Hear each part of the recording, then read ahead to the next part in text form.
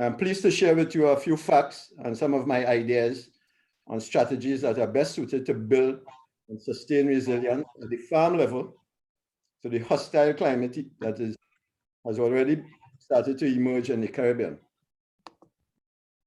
This is an outline of the issues that I'll be covering. I'll have a brief intro, just to touch very briefly on climate change and what it really means for us in the Caribbean. Then I'll go into the core issues with this presentation, which will essentially deal with matters relevant to climate smart agriculture, which has primarily to do with building resilience and so forth. Then I will summarize by listing some of the key takeaways in the event that you would have missed a few things. I really don't expect each and every one of you to be able to capture everything that I'm presenting, but at least if you're able to capture and appreciate and understand one thing, when you go into your breakout groups and you collectively have your discussions and so forth, all the issues that I present would be at hand.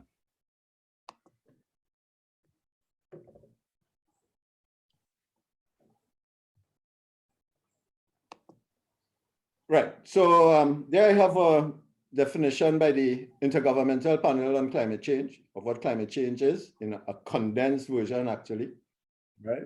And the reality is that as a result of human activities, primarily the consumption of fossil fuels, a lot of greenhouse gases have been accumulating in the atmosphere. And those greenhouse gases are actually responsible for global warming, which is actually driving some of the climate-related adverse events that we're experiencing, such as sea level rise, more extreme events, greater climate variability, and so forth. So what's in store for us in the Caribbean? The sea level will continue to rise. It's already started for quite a while and will continue, and in fact continue at an increasing rate, more than likely. We'll have a reduction in total rainfall, and that's the prediction by Cuban climatologists. But we could probably agree that we have not really necessarily seen that as yet. The frequency of extreme events will continue to escalate. The climate will get even more unpredictable, and temperatures will continue to rise, as has been happening for more than 100 years. Unfortunately, the Caribbean, like many small island developing states, is highly vulnerable to these escalating adverse events due to very high population densities and small land areas, especially in relation to the island nations in the Caribbean, due as well to many of the nations in the region having small and fairly fragile economies. And most of the Caribbean is largely not food secure. The solutions to many of the challenges that I've identified in some of the previous slides lies with climate smart agriculture, which addresses two key aspects. The first is adaptation, and this involves farmers building resilience on their farms against the adverse climate-related realities to which I referred. And then secondly, you have mitigation. And regardless of the magnitude, all nations have a responsibility to reduce their greenhouse gas emissions, to halt climate change, and secure a better future for all. Should Caribbean priorities be on adaptation? Of course. And why? Because the consequences of not building resilience can be very severe. Additionally, we, the smaller developing nations, have not been responsible for climate change, as our greenhouse gas emissions are extremely insignificant compared to the much larger nations who are the main culprits and are the ones who need to focus much more on mitigating their emissions. Fortunately, however, much of the strategies I will describe to build resilience will simultaneously mitigate greenhouse gas emissions as well. Why the focus on adaptation? The simple answer: increasing temperatures will increase evapotranspiration, causing soils to dry out faster. It will also increase carbon loss from soils by oxidation, causing a breakdown in soil structure. And the increase in temperatures can very likely directly reduce yields, as many crops in the Caribbean may already be at or above their temperature optimum. Rising sea level, which has been happening for a while and will continue, can cause increased salinization of our limited key agricultural resources, which are soils and water resources, and in some cases, even lead to complete inundation of coastal farmlands. Drought can reduce yields or completely cause crops to die, particularly evident, and sandy and coast-textured soils are particularly vulnerable. Excessive rainfall can induce soil erosion, saturation of soils, excessive flooding of croplands, and with clear and fine textured soils being the most vulnerable. And then storms and hurricanes, for which we have seen our fair share, but unfortunately will continue to see them at a higher frequency, can completely wipe out crops, as many of you throughout the Caribbean are aware.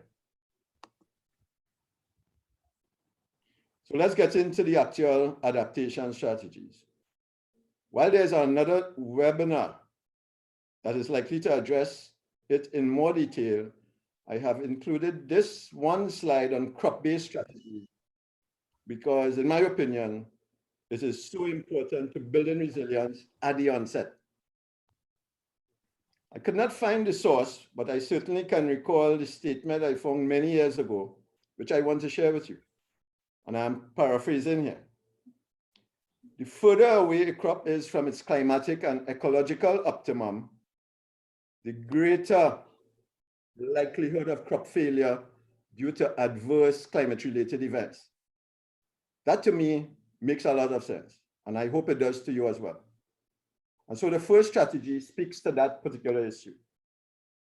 I would advise that we develop country-specific agroecological zoning systems to be implemented in the Caribbean to guide farmers on the range of crops that are most suited to their lands and their locations. Secondly, to further reduce risk and maintain a regular income to farmers, farmers should use multiple cropping systems and staggered harvesting. The latter can naturally occur by having diverse crops in multiple cropping systems, or can be done with a single crop by staggering the planting dates. And cover crops, which are primarily used to conserve soil, water, and nutrients, which is extremely important, which is in keeping with building resilience, can also be included as cash crops as well that could provide some direct and immediate financial benefits to the farmers. On to the soil and water adaptation strategies.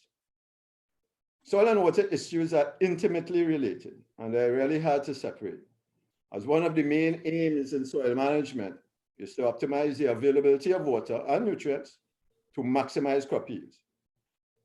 The key adaptation strategy that I've identified is a shift to conservation tillage systems, or at least for farmers to reduce the frequency of conventional tillage operations.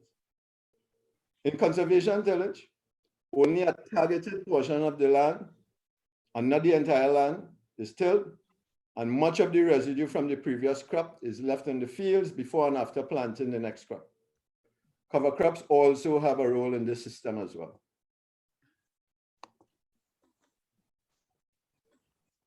The benefits of conservation tillage.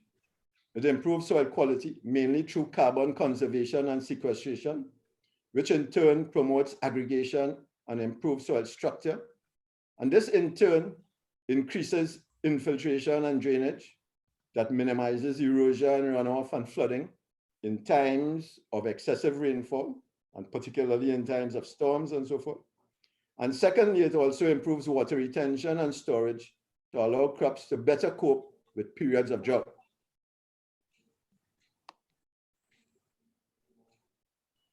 Some of the other benefits that are specific to the use of crop residues in conservation tillage systems is to reduce erosion during excessive rainfall events. The crop residues as a mulch on the surface also reduces evaporation during drought periods, so it conserve that precious water, especially during those dry spells. And it can also control pests such as weeds in particular as well.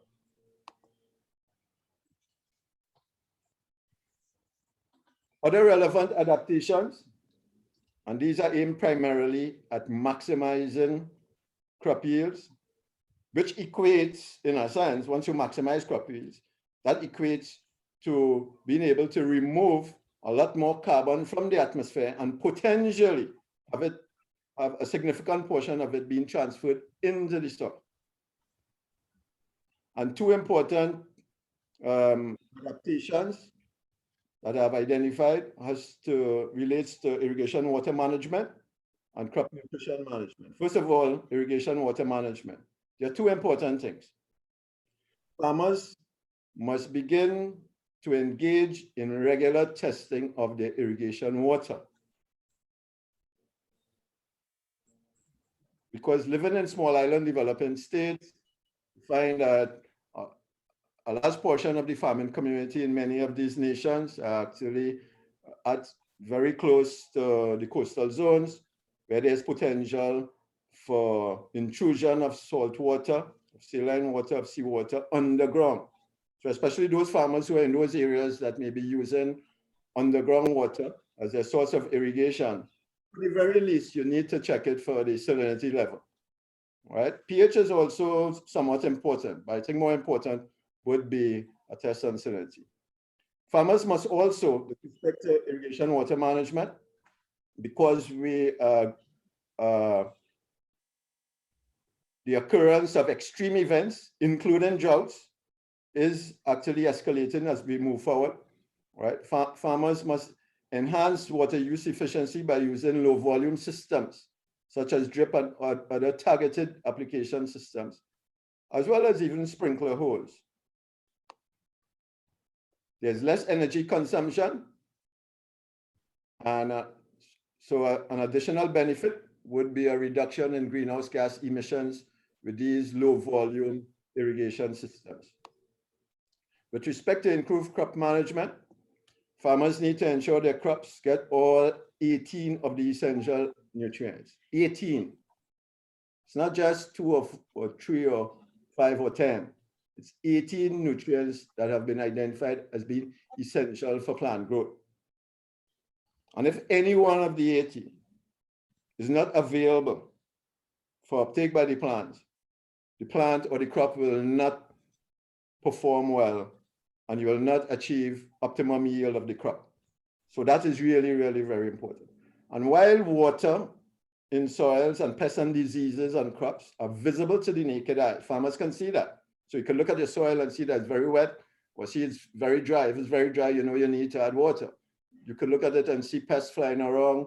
You can see diseases. Once you capture it early, you can take some action. One cannot see nutrients in the soil or in the crop. There are some signs, but you don't want to rely on signs or visible symptoms of deficiencies, because if you do see it, you need to take action. But by that time, more than likely, there will be some reduction in your potential yield of the crop. So you want to be able to identify deficiencies very early, very early. So the only way you could do that is by testing. So farmers must rely on nutrient analysis of soil and crop samples to determine the nutrient status, and to also use that information to develop fertilization plans. Anything otherwise, so if farmers have not been testing their soils and their plants, anything otherwise is actually guesswork.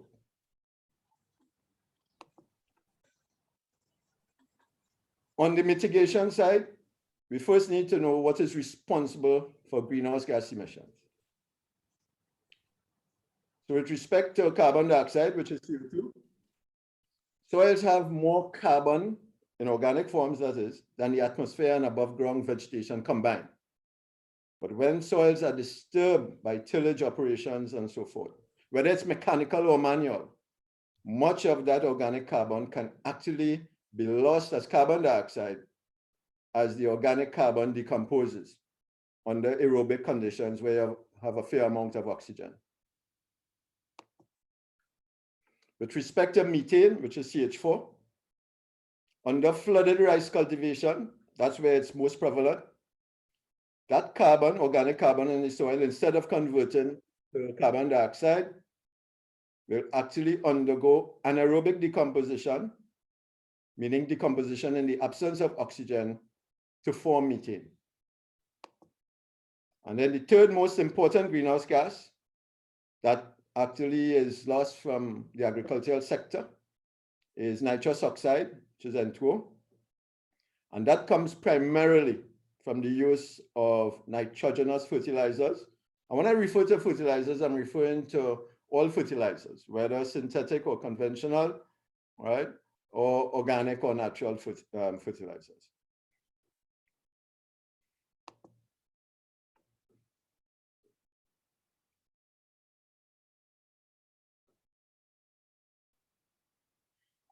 The strategies to mitigate these emissions. First of all, with respect to CO2, you need to reduce tillage operations by engaging in conservation tillage, or at least, if not fully, getting into conservation tillage systems. Because when you go online, if you Google it, you'll see that there are certain specific requirements and so forth with respect to the amount, the proportion of the land that has to be tilled, the amount of residue that has to be left on the surface of the soil and so forth. For the very least, you can reduce the amount of tillage operations that you engage in presently. Right? Additionally, keeping more crop residues in the field potentially is able to add more carbon to the soil instead of it being lost to the atmosphere. You can use manures as well, but you have to be careful with using too much manures, especially poultry litter, which can have a fairly toxic effect on plant growth, especially when it's applied in even just moderate quantities. You can also use cover crops in this context as well, especially those with deep rooting systems that are able to add carbon to deeper layers in the soils, where in those deeper layers, the carbon is a lot more protected. So tillage operations is not likely to impact or cause that carbon to be lost.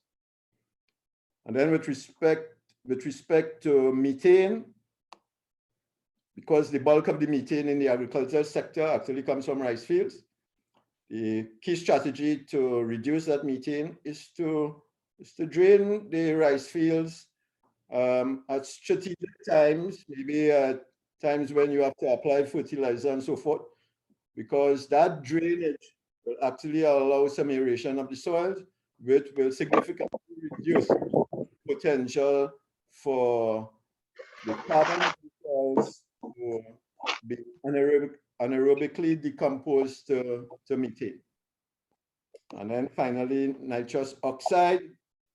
To mitigate that emission, you need to apply nitrogen in the right quantities and at the right time. So you have to rely on testing your soils, testing your crops, be able to develop fertilizer plants that are able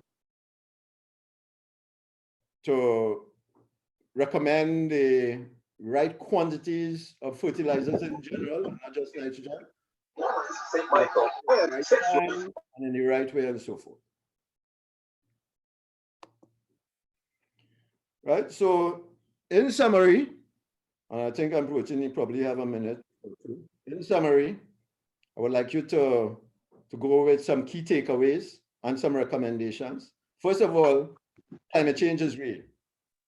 And even if you think it's not, or not very evident in your location, which might actually be the case, because climate change doesn't actually occur at the same intensity in all parts of the world, or even in all parts of the Caribbean region.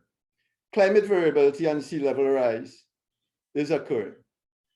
And that can be compounded by land use changes near your farm, which could have devastating consequences on your crops.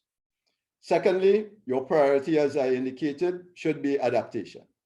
which is the need to make your farm more resilient to adverse climate-related changes, to ensure good yields, to ensure that good yields can be sustained and you can be financially secure.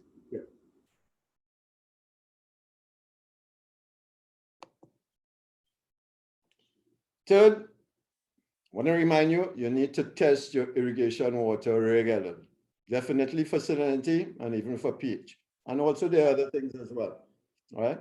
And you should engage, if you have not already started, I'm sure many of you are familiar with it, these low volume systems, all right?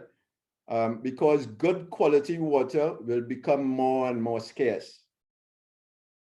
Fourthly, you need to test your soils and crops as well for the essential nutrients. And with respect to soils, there are other tests that you need to perform as well. And those tests should be done at least once per crop cycle. And it can be done at any reliable laboratory, whether it's local or foreign. And the test data can be used in developing fertilizer recommendations that will provide information to the farmers on the rates of nutrients and fertilizers to apply, the timing, and the type of fertilizers, and so forth. Many of you have probably never tested your soils, or even your irrigation waters. So you need to really think about that very seriously. It is a really very small cost relative to the huge benefits to be gained from engaging in this testing. Fifth, establishing the agroecological zones must be the responsibility of the administrators and technocrats of agriculture in the various countries, and not the responsibility of the farmers. And sixth, you need to be, as farmers, you need to be very observant and keep records, because the circumstances on your farm will likely be very much different from the circumstances on the farm of another farmer, even though your soil type may be the same, even though your terrain may be the same, but circumstances around your farm could impact on the hydrology within your area and definitely within your farm. And you may find it strange that how come your neighbor's field with the same soil type, same terrain is not flooding, but your farm is flooding. Or the reverse, your farm is drying out a lot faster than the neighbor's farm. So remember that a key issue with climate change is its unpredictability, and things can happen very suddenly. And finally, note that the key strategies identified to combat climate change and its consequences are not unknown or even new to most of you. It's just that you may have never thought of them in the way in which I have described. A little bit on some of the work that has been done at the University of the West Indies, St. Augustine. I myself, together with some of my students, we have done some research more on the mitigation side with respect to reducing emissions, with respect to reducing carbon dioxide emissions from acid soils receiving agricultural lime, which is calcium carbonate. And also I've had another student who have looked at reducing nitrous oxide emissions from urea use. And you know that urea is by far the most important nitrogenous fertilizer, not only in the region, but in the world. I'm not specifically aware of work done on comparative assessments of adaptation benefits between conventional tillage and conservation tillage systems at the field level. But there have been some lab-based studies that I myself have been involved in, as well as other members in the soils unit of the Department of Food Production, that provide some evidence of the benefits to the structural features of soils when they are amended with organic materials. So in closing, I want to thank you. Thank you for your patience. And if each one of you at least captured and understood just one thing I've said, then I'm very happy. Best wishes to you, the farmers in particular, as it is really a challenging era that we're already in and emerging even deeper into, with the dark cloud of climate change hanging over us.